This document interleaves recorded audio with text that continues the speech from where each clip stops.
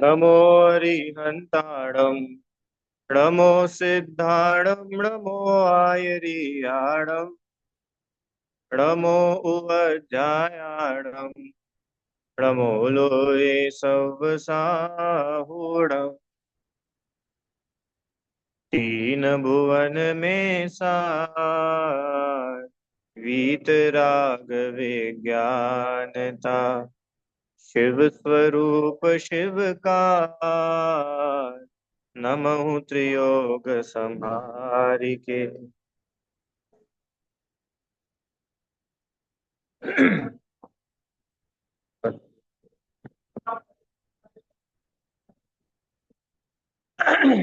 पंडित दौलत राम जी द्वारा रचित ये छह ढाला ग्रंथ है। और इसकी दूसरी ढाल में चारों गतियों के दुख का कारण जो मिथ्यात्व है उसकी चर्चा की है। कल हम लोगों ने ग्रहित मिथ्यात्व में कुगुरु का लक्षण देखा था। कुगुरु किसे कहते हैं? क्या होता है ग्रहित मिथ्यात्व? कुगुरु कुदेव और कुधर्म की सेवा, इसके करने से अग्रहित मिथ्यात्व का पोषण होता है। वह ग्रहित मिथ्यात्व कहलाता है। कुगुरु क्या होते हैं तो अपन ने देखा ही था। क्या है, एक बार छंद अपन पढ़ ले, फिर आगे चलते हैं। अंतर रागादिक धरे जे, बाहर धन बरते सने, धारे कुलिंग लहि महत भावते, कुगुरु जन्म जल उपलना। कुगुरु का मतलब क्या? कि वे जीव जो गुरु के पद पर है पर गुरु के योग्य नहीं है, जिनमें वीतरागता नहीं है, जिनमें विषय कषाय भरे पड़े हैं, ऐसे जो राग द्वेष सहित है, परिग्रह सहित है, वे सभी जीव कुगुरु कहलाते हैं। अब अपने को आज क्या पढ़ना है? सच्चे गुरु कौन से होते हैं? कि भैया कुगुरु की बात तो आपने कर ली, अब सच्चे गुरु कैसे होते हैं, उनकी कैसे पहचान करें? इस पंचम काल में कैसे सच्चे गुरु की पहचान की जाए? तो कैसे पहचान की जाए, तो उसके लिए समंत भद्र आचार्य ने सूत्र दिया। क्या सूत्र दिया? रत्नकरण श्रावकाचार्य जी में अपन उसी के आधार से पढ़ते हैं। देखो क्या लिखा है। रत्नकरण श्रावकाचार श्लोक नंबर 10 है ना, इसमें सच्चे गुरु का लक्षण है। विषय कहाँ से आया?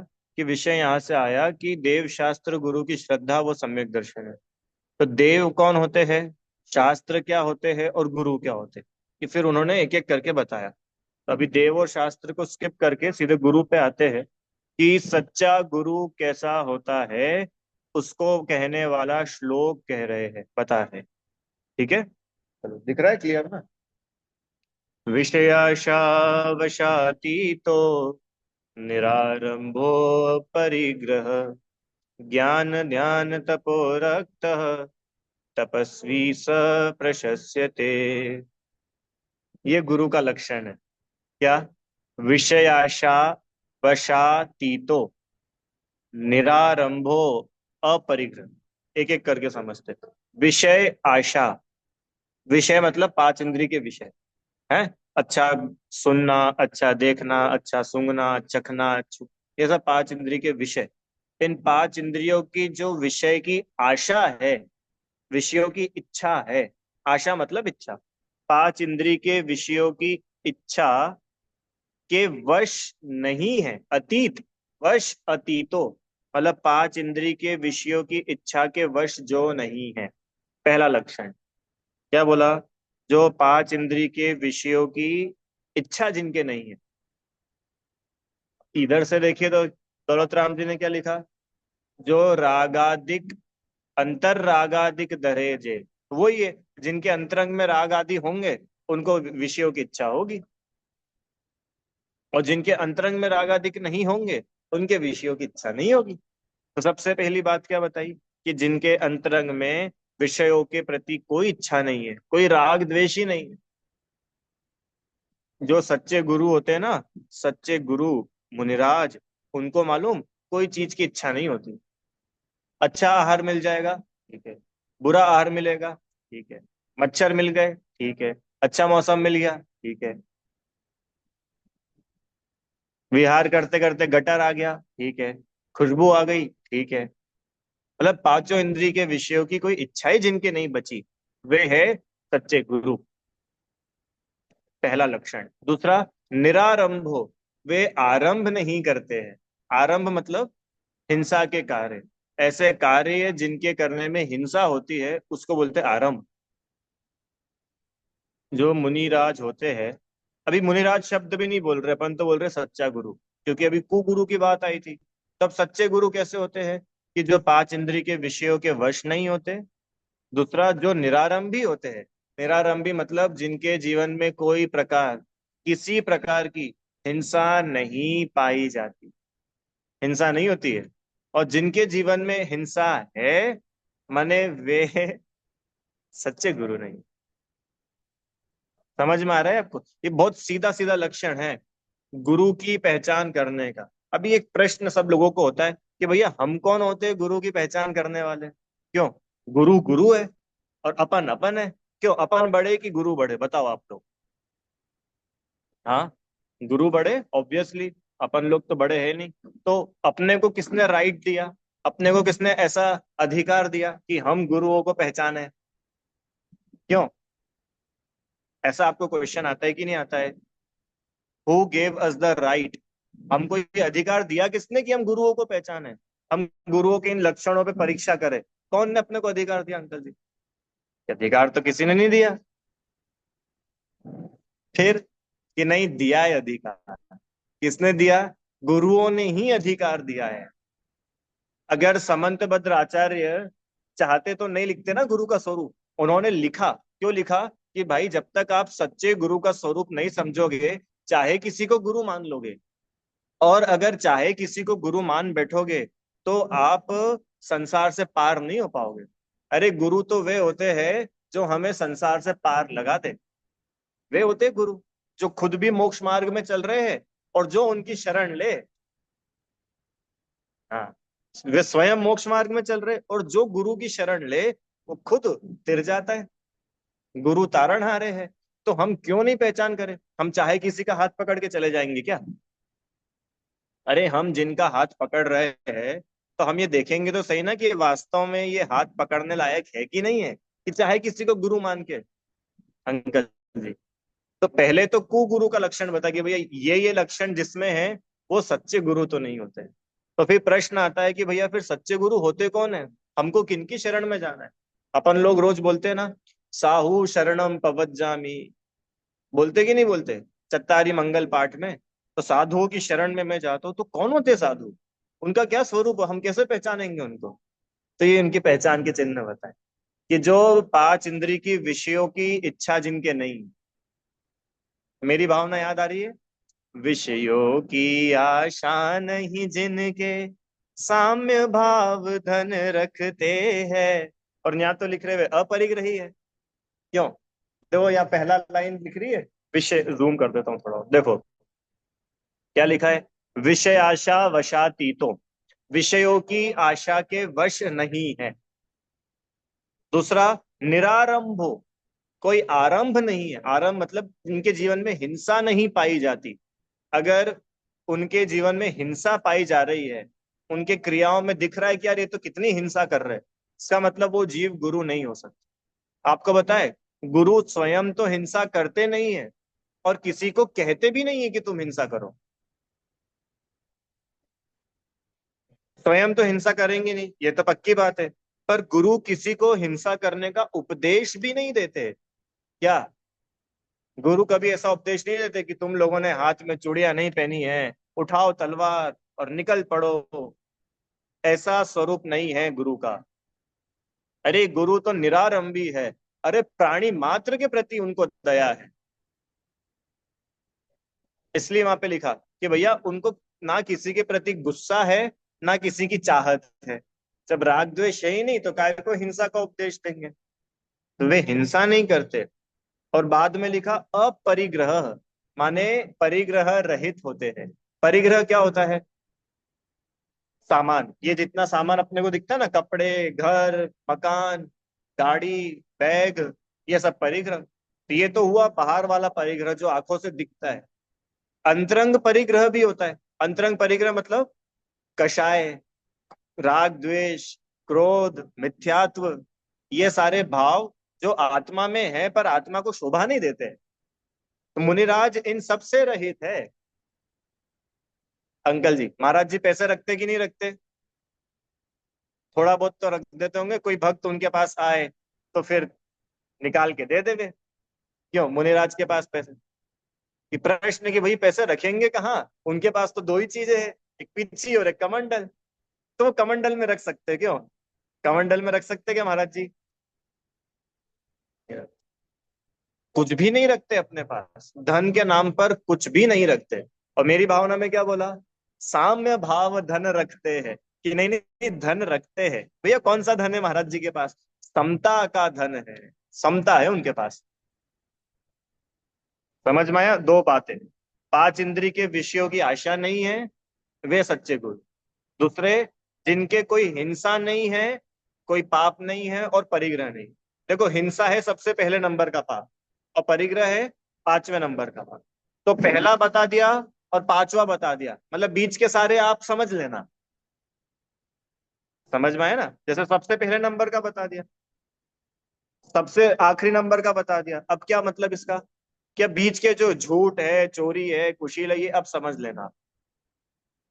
जैसे अपने घर पे कोई इनविटेशन देने आता है, तो क्या बोलता है? बाबूजी से लेके पप्पू तक सबको आना है। अरे ऐसा बोलता है कि नहीं? बाबूजी मतलब दादाजी से लेके पप्पू मतलब वो छोटा सा 2 साल का, अब सबको आना है। इसका मतलब क्या हुआ? कि मम्मी को भी आना है, पापा को भी आना है, दादी को भी आना है, बहन को भी आना है, बड़ी बहन को। सब हो गए ना इंक्लूड उसमें। ऐसे ही हिंसा और परिग्रह बोला, मतलब पांचों ही पाप आ गए। जिनके जीवन में पांच पाप नहीं हो, वे गुरु होते। और जिनके जीवन में पाप पाए जाते हैं, वे गुरु नहीं होते हैं। समझ में आया? अब ये शॉर्ट में चल रहा है। विशेष जो गुरुओं का स्वरूप है वो छठी डाल में आने वाला है, इसलिए तब तक आप थोड़ा धैर्य रखना। आगे चलो। विषयों, क्या विषयाशा वशाती तो निरारंभो अपरिग्रह। हो गई दो बात। कि भैया ये तो ये हुआ कि जो उनके पास नहीं होता है, पांच इंद्रियों की विषयों की इच्छा नहीं होती है, हिंसा नहीं होती, झूठ नहीं होता, चोरी कुशील परिग्रह नहीं होता, तो उनके पास होता क्या है? क्या होता है उनके पास? सुनो, ज्ञान, ध्यान, तप, ये तीन चीजें उनके पास मिलेगी। क्या क्या मिलेगा महाराज जी के पास? मुनिराज के पास क्या मिलेगा? What is the thing which we will get from Muniraj? ज्ञान ध्यान, तप, ये तीन काम है उनके जीवन में। इसके अलावा और कोई काम है मुनिराज के पास? जो काम अब लोगों को है, दुकान चलाना, महाराज जी को दुकान चलाने का काम है। भोजन बनाना, महाराज जी को भोजन बनाने का काम है। अरे वो तो अपन लोगों के काम है। तो मुनिराज क्या करते हैं? ज्ञान, ध्यान, तप। ज्ञान मतलब स्वाध्याय आदि में लीन रहते हैं। ध्यान मतलब आत्मा का ध्यान करते हैं। और तप मतलब तपस्या करते हैं। जिनके जीवन में ये तीन कार्य होते हैं और कोई चौथा काम नहीं होता, वे गुरु होते हैं। ये है रीता आंटी, आप पूछे थे ना सच्चे गुरु का लक्षण। ये है सच्चे गुरु। अब आप पहचान कर लो। आप ये रत्नाकरण श्रावकाचार्य जी की ये गाथा लेके जाओ, पढ़ो और मिलान करो। ये ज्ञान ध्यान तप में लीन रहते हैं कि बाहर की दुकान दुनियादारी में लीन रहते हैं? अगर ये जीव बाहर की दुनियादारी में लीन है, इसका मतलब ये सच्चे गुरु नहीं है। इनको अगर पांच इंद्रिय के विषयों की इच्छा दिख रही है, ये सच्चे गुरु नहीं है। इनके जीवन में हिंसा आदि पांच पाप दिख रहे हैं, ये सच्चे गुरु नहीं। हो गया निर्णय। जो हिंसा का उपदेश दे, वो जीव गुरु नहीं है। जो झूठ बोलना सिखाए, चोरी करना सिखाए, गुरु नहीं है। समझ में आया? कितना सरल बताया। और अंत में, तपस्वी स प्रशस्यते। और ऐसे तपस्वी जो ज्ञान ध्यान तप में लीन है, विषयों की आशा से रहित है, पांच पापों से मुक्त है, ऐसे जो तपस्वी है, ऐसे जो मुनि है, वो प्रशंसनीय, वो सच्चे। ठीक है? पक्का समझ में आया? चलो एक बार पढ़ ले इसका अपन अर्थ। क्या लिखा है? जो पांच इंद्रिय के विषयों की आशा अर्थात वांछा से रहित हो। फिर छह काय के जीवों का जिसमें घात होता है, ऐसे आरंभ से रहित हो, अंतरंग बहिरंग समस्त परिग्रहों से रहित हो, ज्ञान ध्यान तप में आसक्त हो, माने ज्ञान ध्यान तप में लीन हो, जो इन चार विशेषणों सहित है, वही तपस्वी अर्थात गुरु प्रशंसनीय है।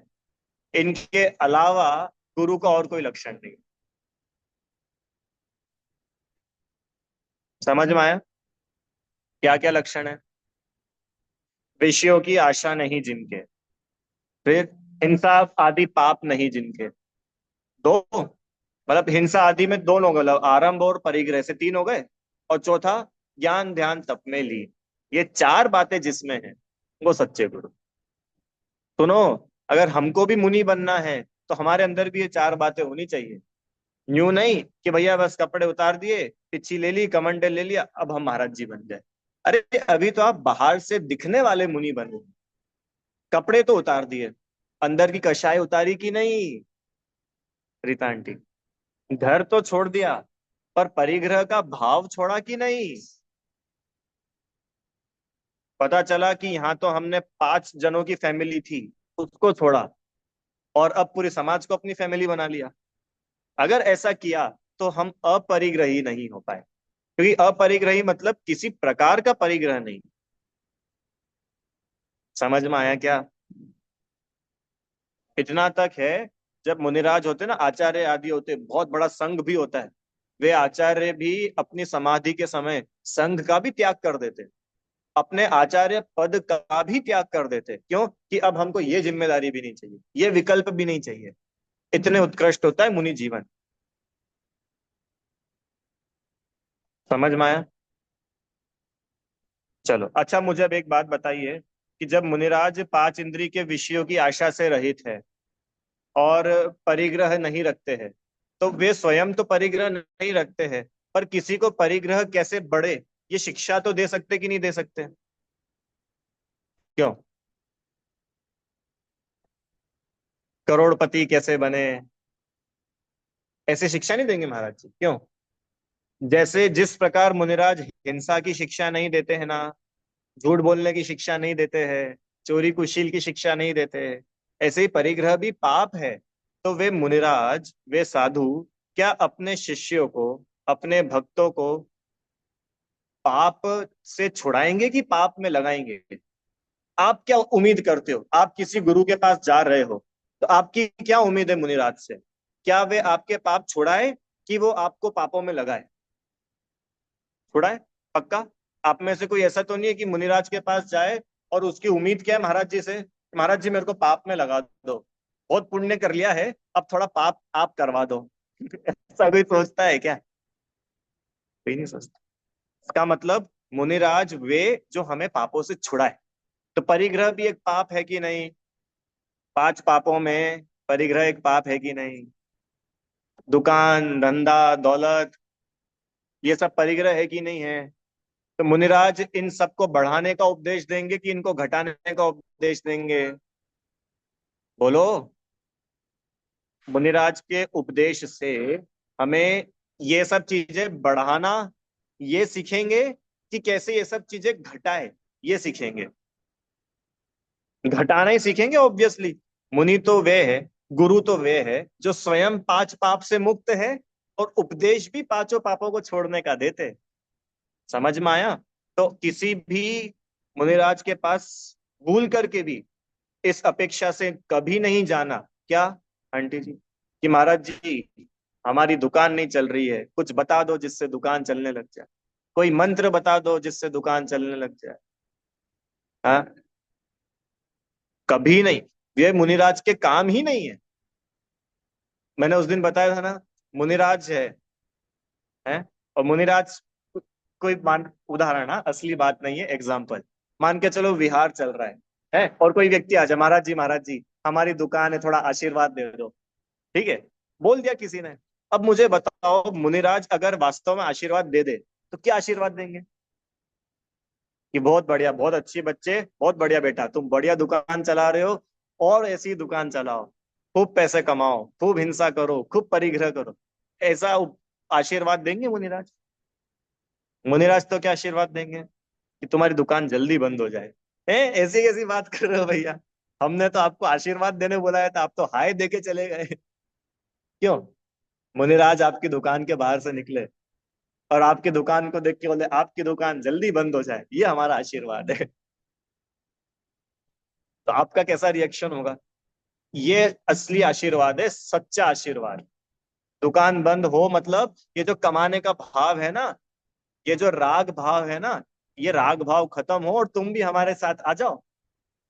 ये है सच्चा आशीर्वाद। तो कि ये सच्चा आशीर्वाद, बढ़िया बेटा तुम कमाते रहो। बोलो रीता आंटी, क्या बात चल रही है कि पांच इंद्रियों की विषय कषायों से तो रहित है ही, पांच पाप से भी जो रहित है वे होते सच्चे गुरु। क्या उत्कृष्ट जीवन है। स्वयं तो पाप करते नहीं, ना किसी को पाप का उपदेश देते हैं। प्रथमान योग से एक आपको प्रकरण बताता हूँ, पद्म पुराण से। मुनिराज जंगल में विराज रहे थे। इतने में एक व्यक्ति बहुत तेज भागता भागता भागता हाफता हुआ मुनिराज के पास पहुंचा। और और उसने मुनिराज से रिक्वेस्ट करी, मैं बहुत थक रहा हूँ, बहुत हाफ रहा हूँ, गले सूखे जा रहे हैं, तो मर जाऊंगा। यहाँ कहीं पानी भी नहीं मिल रहा है, यहाँ कहीं नदी भी नहीं है। हाँ, मेरी जान बचा लो, मेरी जान बचा लो। तो बताओ, मुनिराज तो दया की मूर्ति होते हैं, तो वे अपने कमंडल में से पानी पिला देंगे कि नहीं उसको? छना हुआ पानी है कमंडल में, बिना छना नहीं। छना हुआ पानी मुनिराज अपने कमंडल से, वो जो दौड़ते दौड़ते आया था, उसको पिलाएंगे कि नहीं पिलाएंगे? अपन लोग तो क्या कि भैया पिलाना ही चाहिए, महाराज जी तो दया मूर्ति है, दया निधान। आपको पता है पद्म पुराण में क्या लिखा कि मुनिराज ने उसको पिलाया? क्या पिलाया? पानी नहीं पिलाया, अमृत पिलाया। मुनिराज ने उसको उपदेश दिया। गजब है। आप वो प्रकरण पढ़ना, मैं ढूंढूंगा घर जाकर, मुझे मिलेगा तो मैं आपको भेजूंगा। पता है मुनिराज ने उसको क्या बोला? एग्जैक्ट शब्द ध्यान नहीं, उसके भाव ऐसे है कि तुम अगर पानी पी भी लोगे तो ज्यादा से ज्यादा तुम्हारा ये जीवन चलता रहेगा, पर मृत्यु तो निश्चित है। इसलिए है भव्य, तुम अब वो पियो, वो अमृत पियो जिससे ये जन्म मरण ही मिट जाए, ये शरीर ही मिट जाए जिस शरीर की वजह से तुम्हें प्यास लग रही है। मुनिराज ने उसको ऐसा उपदेश दिया। बताओ, मुनिराज निर्दयी की दयावान। महाराज जी ने उसको पानी तो नहीं पिलाया, उल्टे प्रवचन और सुना दिए। तो अपनी नजर में महाराज जी निर्दयी है कि दयालु है? अपनी नजर में तो अपने को कितने निर्दयी लग रहे। बताओ, आपके कमंडल में पानी भी था तो पिला देते ना दो घूंट उसको। नहीं, हम किसी को गुमराह नहीं करेंगे। ये है मुनि जीवन। समझ में आया? अरे मुनिराज महादयालु है कि उसने उस जीव के भव भव के दुख बचा दिए, उसको सच्चा मार्ग बता दिया। ये मुनिराज की दया है। समझ में आया कि नहीं? कौन होते हैं सच्चे गुरु? जो पांच पापों से रहित होते हैं, जो ना स्वयं पाप करते हैं, ना अन्य को पाप करने का उपदेश देते। मुनिराज कभी उपदेश नहीं देते दुकान खोलो, फैक्ट्री खोलो, खूब पैसे कमाओ, कभी उपदेश नहीं देते। क्यों? क्योंकि आपने उपदेश दिया तो आप उसमें इन्वॉल्व हो गए। आपको पता है एक कंसेप्ट, सुनना सब ध्यान से। कृत, कारित, अनुमोदना। आलोचना पाठ में ही बोलते हैं ना अपन ये, कत कारित मोदन करिके, क्रोधादि चतुष्टय धरिके। बोलते हो कि नहीं? क्या होता है ये? कृत, कारित, अनुमोदना। कृत मतलब खुद से करना, वो होता है कृत। कारित मतलब दूसरे से करवाना, कारित। वापस, कृत मतलब खुद से करना, कारित मतलब दूसरे से करवाना। और अनुमोदना, अनुमोदना मतलब ना खुद ने किया, ना अपन ने किसी से करवाया, पर कोई कर रहा है तो उसकी तारीफ करना कि बढ़िया, बहुत अच्छा किया है इसने, बहुत अच्छा किया। इसको बोलते हैं अनुमोदना। उदाहरण, आज क्या है? दशहरा। क्या हो रहा है? जगह जगह रावण के पुतले जलाए जाएंगे, बराबर। अब देखो, रावण का पुतला जलाएंगे तो कुछ दो चार लोग ही, तो जो जला रहा है वो तो कर रहा है कृत। कृत मतलब स्वयं जला रहा है।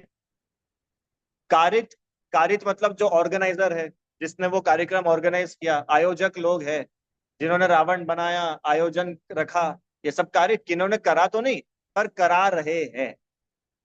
और अनुमोदना, अनुमोदना वो पूरी भीड़ जो खड़ी है रावण जलता हुआ देखकर ताली बजाने के लिए। अब एक और बात बताऊं, कृत, कारित, अनुमोदना, तीनों का पाप एक समान होता है। ऐसा नहीं है कि वो जला रहा है तो उसको ज्यादा पाप लग रहा है और मैं खड़ा खड़ा ताली बजा रहा हूं तो मुझे कम पाप लगेगा। सुना आप लोगों ने, बराबर पाप लगता है। अब इधर आओ, कि वो व्यक्ति दुकान चलाएगा, फैक्ट्री चलाएगा, नौकर चाकर रखेगा, उनसे झगड़ा करेगा, तो पाप बांध देगा कि नहीं? अच्छा, दुकान चलाने में पुण्य लगता है कि पाप लगता है? पाप ही लगता है, बनी बात है। तो जब दुकान चलाने में पाप लगता है कृत में, तो मुनिराज दुकान चलवाए तो मुनिराज को पाप नहीं लगेगा? है, नहीं लगेगा? कैसे चलवा सकते हैं महाराज जी दुकान? मुनिराज उपदेश भी कैसे दे सकते हैं, अरे आशीर्वाद भी कैसे दे सकते हैं कि तुम्हारी दुकान अच्छी चले? असंभव, नहीं देते। अगर वे ऐसा आशीर्वाद देने लग जाए तो वो उस हिंसा की अनुमोदना कर रहे हैं, वो अप्रिशिएट कर रहे हैं। बढ़िया, अच्छा कर रहे हो बेटा, खूब आशीर्वाद है हमारा। अप्रिशिएट हो गया ना, ये तो आपने उसको और बढ़ावा दिया। ये बढ़ावा देना ही अनुमोदना होती है। समझ में आ रहा है क्या?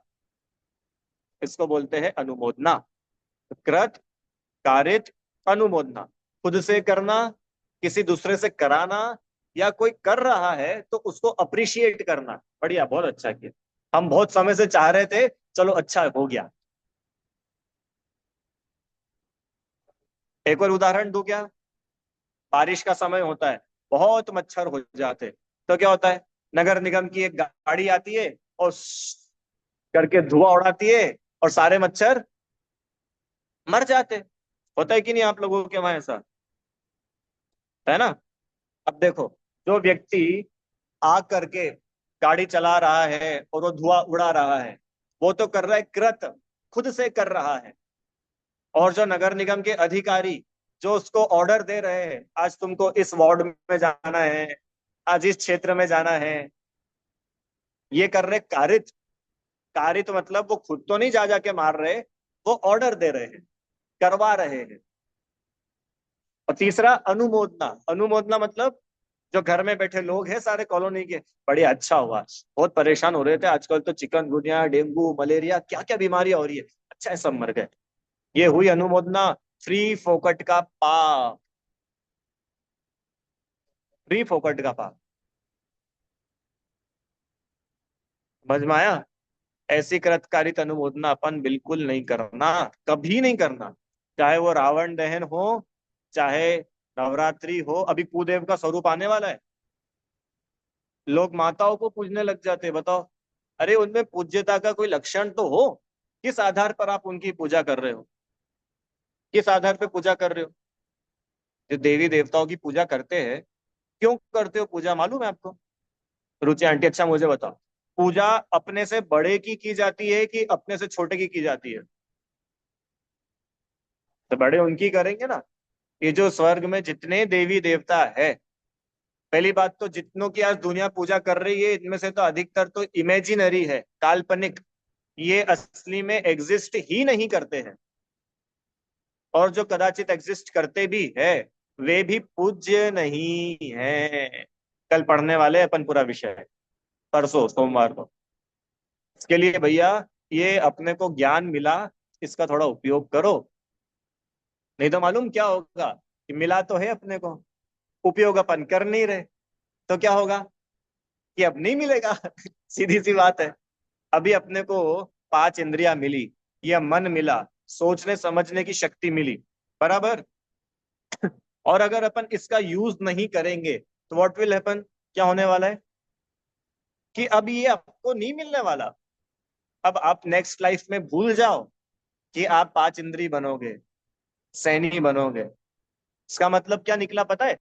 तिर्यंच बनेंगे, जगह जगह मरते रहेंगे। हाँ, कष्ट उठाने पड़ेंगे।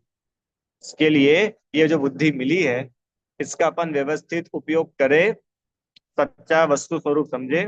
प्रीता आंटी, गुरुओं का सच्चा स्वरूप समझे, भावुकता में, देखा देखी में, इनके पीछे तो पूरी दुनिया लट्टू है, चलो अपन भी चल चलते हैं, ऐसे गुरु का निर्णय नहीं होता है।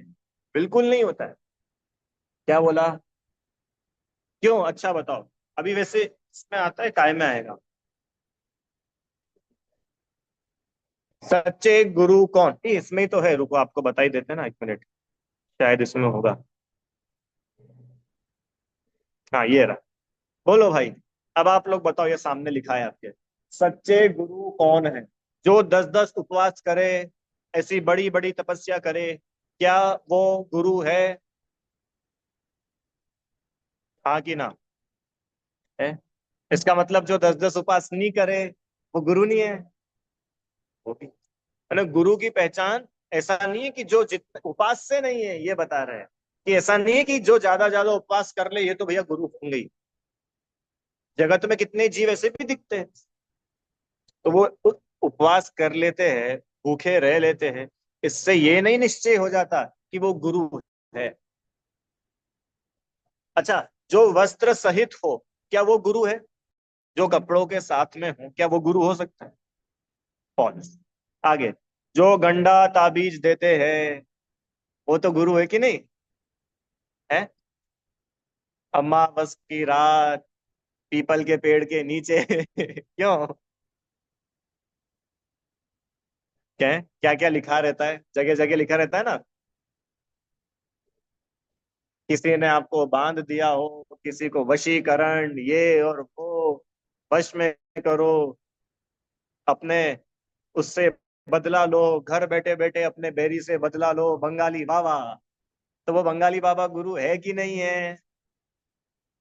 गुरु मान करके उनको पास जाना कि नहीं जाना, बाबा जी बाबा जी, ये आपकी दक्षिणा, हमारे दुख दूर कर दो। अगर हम ऐसा कर रहे हैं तो हम कु गुरु को नमस्कार कर रहे हैं। मिथ्यात्व का पोषण है सीधा सीधा। तो भैया फिर अब हमको प्रॉब्लम है तो किसके पास जाए हम? इनके पास आओ ना, सच्चे देव शास्त्र गुरु के पास आओ ना। तो क्या वो भी हमको तंत्र मंत्र देंगे क्या?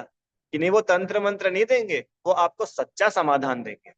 जैसे वो व्यक्ति मुनिराज के पास गया, तो मुनिराज ने पानी नहीं पिला दिया, पर उसकी अनादिकाल की प्यास बुझा दी, सच्चा उपदेश दे करके। जो मात्र एक बार भोजन करे, वो तो गुरु होते कि नहीं होते? बार बार मुंह झूठा नहीं करते भाई, एक बार करते, ये भी गुरु का लक्षण नहीं है। अच्छा, जो 28 मूल गुण का सम्यक पालन करे, क्या वे गुरु है? वो है गुरु। क्या होते हैं भैया 28 मूल गुण? छठी दाल में बताएंगे। अच्छा, जो मात्र नग्न रहते हैं, भैया अपने को तो कुछ नहीं देखना, वो नग्न है ना, बस गुरु है कि नहीं गुरु? मात्र नग्न रहते हैं तो गुरु है कि नहीं? नहीं है। एक भजन है, मैंने एक दिन और बताया था आपको, एक प्राचीन भजन है। उस भजन का टाइटल है, जो इच्छा का दमन न हो तो। फिर उसमें अलग अलग बताए कि भाई सुनो, अगर मात्र नग्न रहना और जंगल में रहने से ही गुरुपना हो जाए, तो ये हजारों लाखों पेड़ नग्न खड़े हैं और जंगल में खड़े, इन पेड़ों को गुरु मानना पड़ेगा तुमको।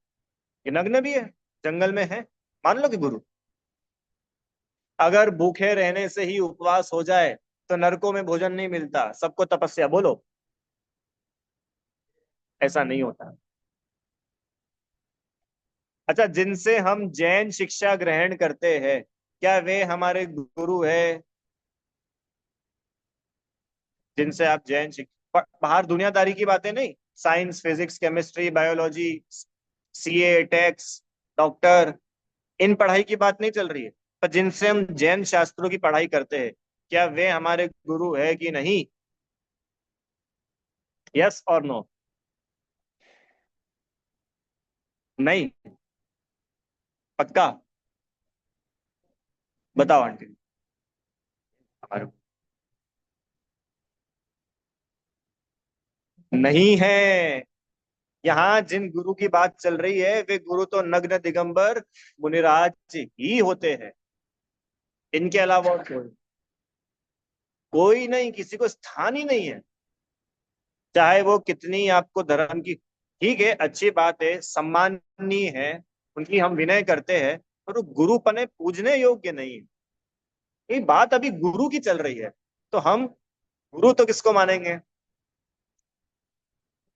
जो विषय आशा वशाती तो निरारंभो अपरिग्रह ज्ञान ध्यान तपो रखता, ये गुरु है। मैं आपको पढ़ाता हूँ, मैं गुरु हुआ कि नहीं आपका? नहीं हूं।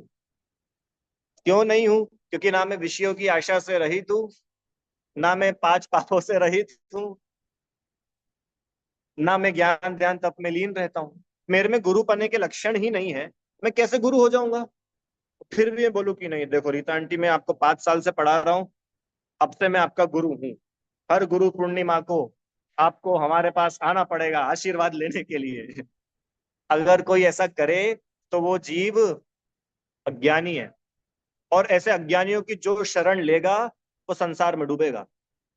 क्या बोला? अगर ऐसा कोई गुरु अपने आप को मान बैठे, वो तो खुद संसार में डूबने ही वाला है, ये काम ही ऐसे कर रहा है। और जो उस गुरु की शरण में जाएगा ना, उसकी भक्ति करेगा, विनय करेगा, वैयावृत्ति करेगा, उसके आगे पीछे घूमेगा, ऐसा जीव भी संसार में धक्के खाएगा। ठीक है। इसलिए बहुत जरूरी है कि हम गुरु का सही सही प्रकार से निर्णय करें। बिल्कुल इमोशनल निर्णय की आवश्यकता है ही नहीं। क्या? भावुकता का काम नहीं है, समझदारी का काम है। कि भैया वो पूरी दुनिया उनको पीछे भागती है, बहुत उनके भक्त है, और आजकल तो भक्त भी नहीं, उनके बहुत इंस्टाग्राम पे फॉलोअर्स है, तो वो तो जरूर सच्चे गुरु होंगे। क्यों?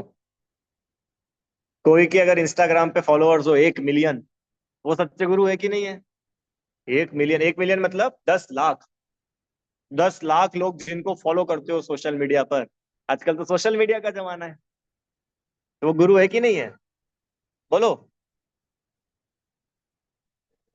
और हम पता है क्या मानते? हम यही मानते हैं, जिसके जितने ज्यादा भक्त वो उतना बड़ा गुरु। ये मान्यता टोटल गलत मान्यता है। टोटल गलत। भले ही उनका एक भक्त ना हो, उनको कोई जानता तक ना हो, और वे गुरु है।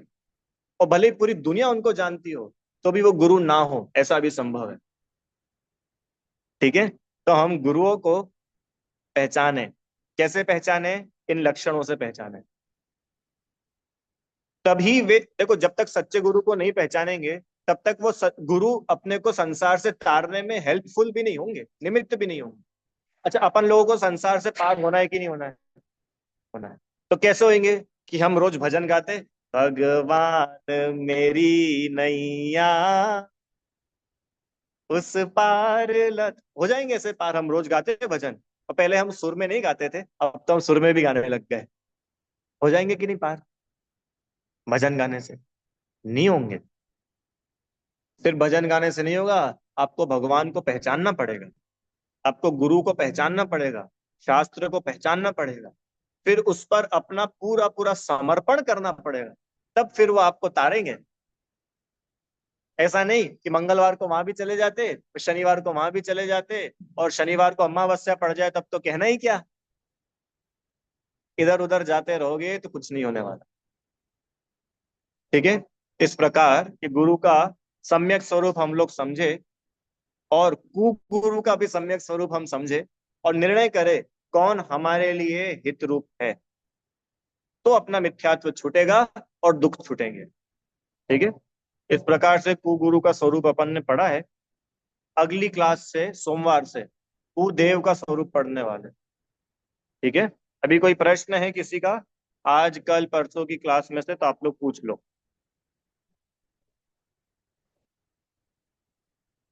नहीं है? क्या बात है।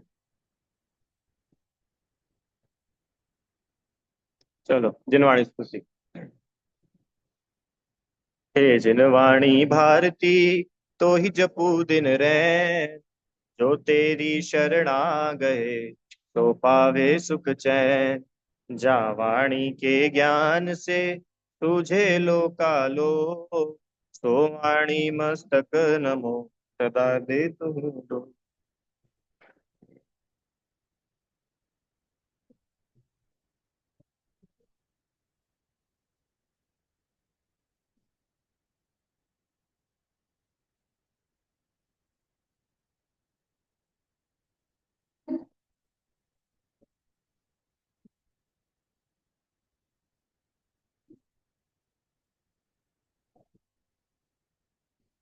जय बोलिए द्वादशांगमयी जिनवाणी माता की जय हो। महान जैन धर्म की जय। जय जय।